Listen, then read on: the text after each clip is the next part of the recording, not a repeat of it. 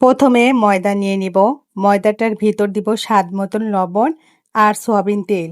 তেল দিয়ে সুন্দর করে ময়দাটা মাখিয়ে ময়দাটা ঝুরঝুরে করে নিব।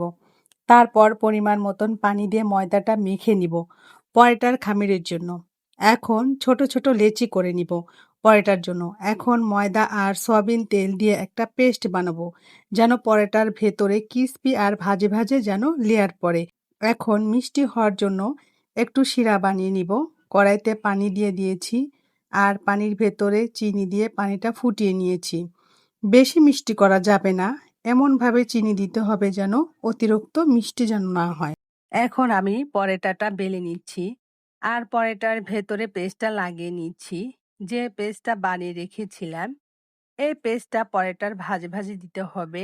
আর দেওয়ার কারণে পরোটার ভিতরে লেয়ার লেয়ার ভাজ হবে আর খেতে অনেক টেস্ট লাগবে।